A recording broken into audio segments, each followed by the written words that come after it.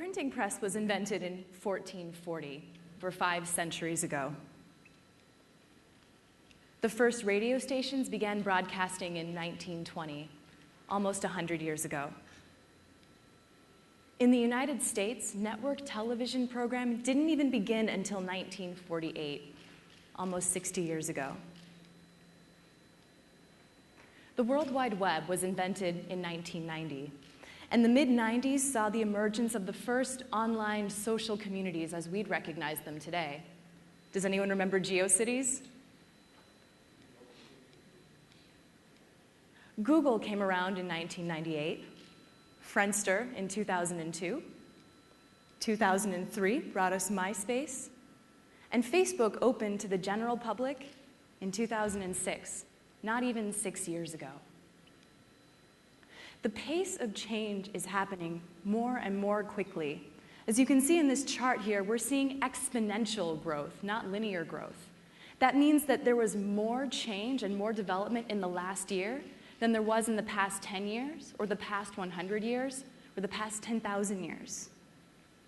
But my point isn't to bore you with a history lesson. I just want to put some things into their proper historical context. Because you see, as a species, we've had generations, centuries even, to adapt to new technologies like the printed word, radio, television. And in the grand scheme of things, the web is really, really new. With revolutions sweeping the Middle East and Occupy protests sprouting up around the world and a general sense that things are changing, a lot of commentators have been quick to make really sweeping judgments about the significance or lack of significance that the web has in all of these. Please raise your hand if you recognize any of these statements. You can tweet a revolution, but you can't tweet political transition. Online petitions are nothing more than slacktivism or slacker activism.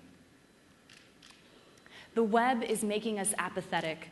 We just sit at home behind our computers without actually interacting with anyone. So I used to run a blog called Scary Computers, where I kept track of all the ways journalists and researchers and scientists predicted that the web would destroy our ability to learn, disrupt our relationships, generally shake up the foundations of our humanity. But what I found was that in starting to keep track of all of these stories, I realized that our fear of the web really wasn't anything new and that we've been collectively stressing out about the impact of new technology for centuries. Let's start with the telegraph.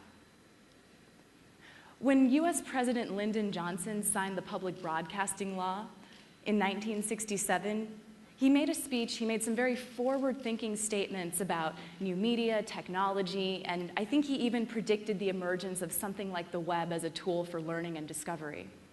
But he also knew that he'd have some critics, and so he looked back to the 1800s when the telegraph was invented. In 1844, he said, when Henry Thoreau first learned of Mr. Morse's telegraph, he made a sour comment about the race for faster and faster communication. Perchance, he said, the first news that will come leaking through the broad, flapping American ear is that Princess Adelaide has the whooping cough. Now, to me, this sounds a lot like the Twitter bashing that we hear on a daily basis in the news. But what about the telephone? According to tech writer Nick Bilton, when the telephone was invented, there was a headline on the front of the New York Times that said, "People will never leave their homes again." And when the phonograph came out, there was another great headline, "Blessed be the boy of the future who never has to learn how to read." But today, I want to talk about civil society. We're still negotiating our relationship with the web, and it's changing along with us. But still, I think there are some pretty exciting developments. Of course, this is not to say that the web is a cure-all. Frankly, that's a bit of a ridiculous argument to make. In fact, a couple months ago, a friend of mine sent me an article where a reporter argued that while tools like Twitter and Facebook may have helped to topple dictators in the Middle East, look at those countries now. They have yet to transition into stable, representative democracies. Therefore, the web can't do anything. But here's the thing. We're talking about tools. They're very powerful tools, but they're tools nonetheless. They can be used for good or for bad. They can be used to liberate or oppress. They can be used effectively, or they can be used entirely ineffectively. But we're at an important point in history where we're just beginning to understand the potential of these new tools, and we're experimenting. Some of these experiments are going to fail, and others are going to succeed, but it's all part of a larger learning process. Still, I think there are a few areas where we're going to see these tools help us accomplish some pretty remarkable things. Let's start with transnational connections. Some of you might recognize this graph. It was developed by a really smart Facebook intern in 2010, and it shows Facebook friendships mapped out over the globe. Now, what you can see here is that most of the connections are local. The thickest lines are between people who are geographically close to each other, and that makes sense. We know our neighbors. But look at these other thinner lines. They're the ones that are wisping out across the Atlantic and Pacific Oceans. They're tying together entire continents like Europe and Africa, and they're uniting distant, far-flung countries. I'd argue that prior to tools like Facebook or Skype that made this kind of transnational communication accessible, fast, and cheap, it would have been very, very difficult to maintain a lot of these relationships. But let me give you an example from my own experience. My mother came to the United States from Italy in the 1970s. She was the only one of her family to leave Italy. Now, at that time, she didn't go home for over a year. If she was lucky, she called home maybe once a month, but international phone calls were very expensive. Fast forward 30 years. Her nieces and nephews are on Facebook. Her sisters use Skype. Now she can communicate with her family every day, and this has completely transformed her relationship with her home country, even though it's over 10,000 kilometers away. Now, as the child of an immigrant and someone with family spread across more countries than I can keep track of, watching these changes has been nothing short of incredible, and it's actually what inspired me to enter this field of new media. Next, there's the proliferation of public spaces online for discussion. Now, many internet skeptics take issue with a utopian vision of the web as a place where people from all backgrounds, all walks of life can gather together and discuss the issues of the day in a civilized manner. Instead, they worry about this concept of the filter bubble, that we will begin to segregate ourselves into very small online communities that are defined by ideology, that we risk losing the opportunity to expose ourselves to new ideas. Well, of course, it's important to keep in mind that many of us already read newspapers and watch television channels that adhere to our worldview, and of course we have a natural tendency to associate ourselves with people who share our interests and our values. But still, some recent studies are actually starting to poke holes in this idea of the filter bubble. In fact, a 2011 study by the Pew Center found that the average internet user's network is more diverse than those who don't use the internet. So I think there's still some hope. Finally, I think that we're going to start seeing a blurring of the lines between the public and officials. I come from a journalism background. My job is actually to help journalists from places like Georgia to Tajikistan learn how to use the web and social media to connect with audiences. And in this field, we like to talk about the blurring of the boundaries between content creators, in this case journalists, and content consumers, or the audience.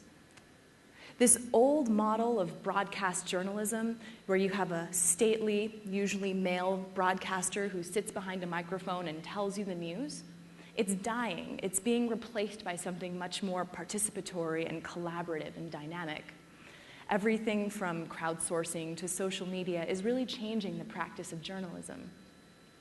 And I think that something similar is going to happen with leadership and government. In international relations theory, there's a concept called the disaggregated state. Essentially, that authority is no longer concentrated in the nation state, but that it's being diluted and it's being spread around among things like non-governmental organizations and bodies like the United Nations. The web might help to accelerate this process. Now, of course, it's important to remember that the same tools that can be used to increase political participation can also be used to clamp down on it. we have to look no further than a country like Iran, which in the last few days has seen some of the worst internet censorship in recent years. But are there any examples of positive changes? The Obama administration recently launched an online petition website called We the People. The idea behind it was to give activists more direct access to the administration. And here's how it works. Anyone who's 13 years or older can submit a petition online. If it reaches a certain threshold, right now it's about 25,000 people in 30 days, someone from the administration will review the proposal and issue an official statement. But perhaps most famously, the government of Iceland actually decided to open the process of drafting a new constitution to the internet crowd, using a variety of collaborative online tools to give ordinary citizens the ability to comment on drafts of the Constitution and even offer up their own proposals.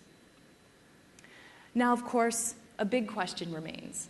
Even if people have the opportunity for increased participation, will they actually get involved? I'm surprised that this old stereotype of the blogger persists. I'm sure many of you recognize it.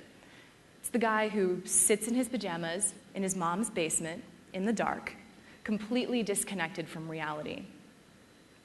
Fortunately, that same Pew study I cited earlier found that controlling for demographics, the average internet user, but Facebook users in particular, are more politically involved than their peers.